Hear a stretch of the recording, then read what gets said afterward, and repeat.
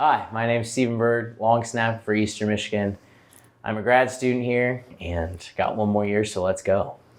All right, Steve, tell me about that. You just said it, graduate student, you've already got your degree. Yes, sir. It's like 6 years in the making here, where it's been quite the journey for you, up, down, all around.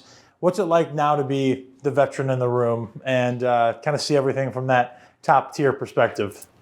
A journey is definitely how I would call it. In fact, I went to this graduation, and the speech that they said, life is a dance. And I have never felt that more in my life than being here for as long as I have. You see it go up, down, left, right. But yeah, it's insane and amazing to see how far we've come and how far we can still go. So when you're growing up in Phoenix, you get to college, all this. I mean, I know there's still a lot of goals in front of you. I know you've got football on the mind this year. You've got a championship on the mind, all of those things. But have you stopped yet at some point to kind of pinch yourself and say, from where you came from, I'm a college graduate, I'm working on a master's degree, I'm playing Division I football. I mean, how much does that come into your mind, or is it just all business right now? So interesting enough, most of the time I don't even when I graduated in April, I didn't really feel any different. It wasn't until I got back to Phoenix and I was snapping, I was at practice, and then I was like, wow, I have done a lot.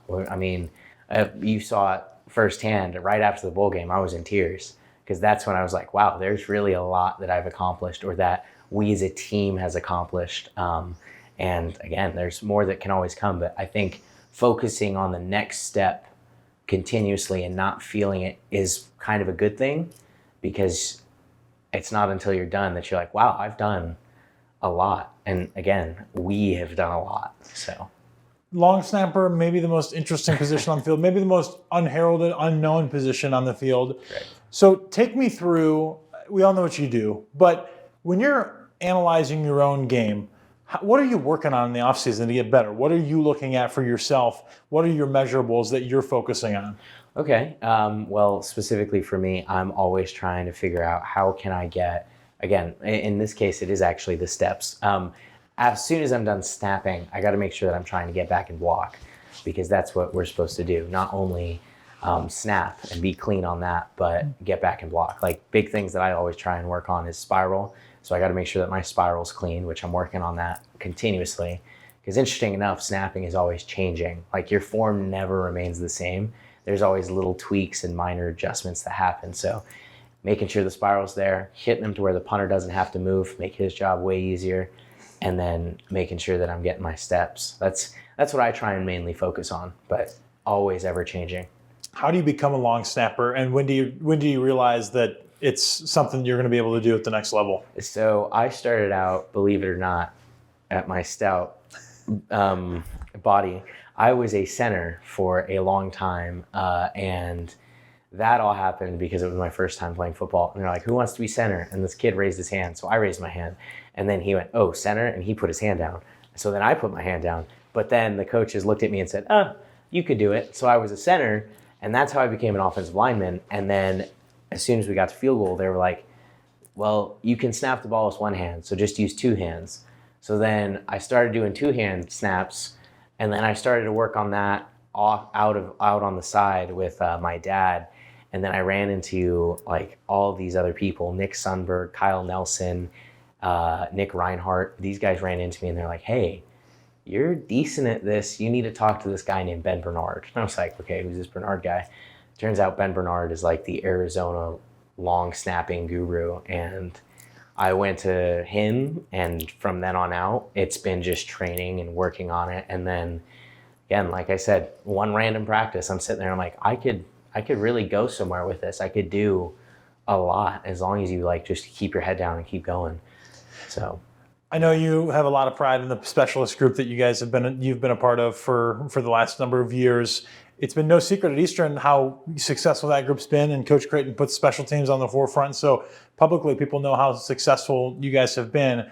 When you see someone like a Chad Ryland get drafted where he does, and how much personal pride do you have in that, just having been a part of that journey, having been the first part of that equation, and what does that mean to you to see? Obviously, those guys are the ones that get the credit a lot of the times, but it all starts with the snap. Well, So Chad's one of my best friends, and I texted him actually right before the draft happened, and I was like, "Hey, man, it's been awesome to be a part of your journey, to see how you do things, to watch and how you've modeled and shown me how to be more like a pro.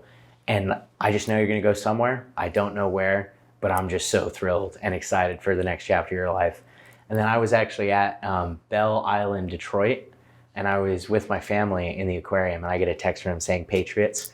I was like shaking, looking at fish. So I look like a weirdo, but it was fantastic. So yeah, I'm thrilled that people are actually seeing it, and I hope that we can continue to be at a high level and continue that on.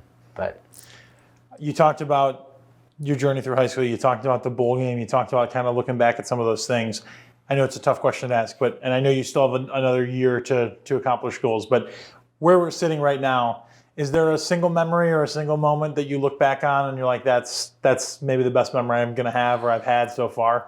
I know it's a big Rolodex to pick from. I was going to say I've got 6 years to pick from. I mean, there's so many. There was the 1 year, I think it was my first or second year, we're going out there and we're supposed to run like 300s and everyone's just depressed. We're like, this is going to suck. And then we're sitting there and then Chad's like, why are the cameras out here? I'm like, maybe they just wanted to film us. I mean, it's going to suck anyway.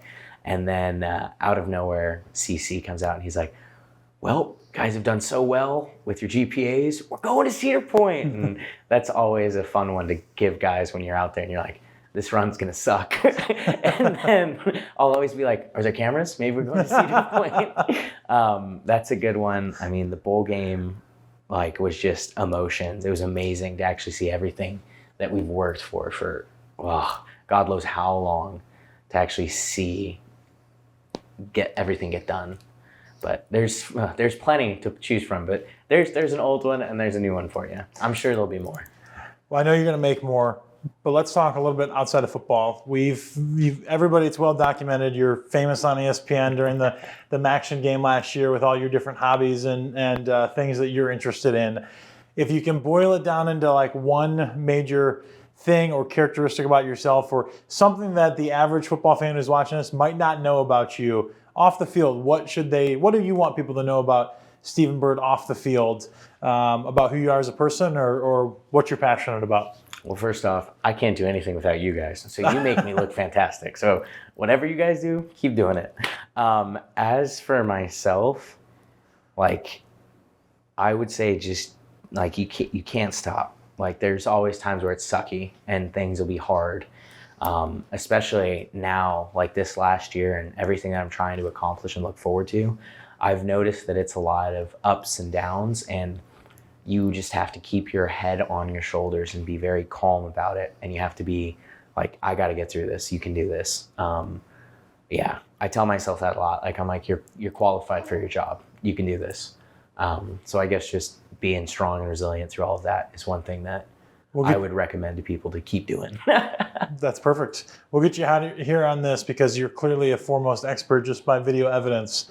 Outside of you, who has the best lettuce on the team right now? Oh, I told Chase to start growing it out, and it looks like he's taking it up. Gibby cut his, so I might have to say Chase.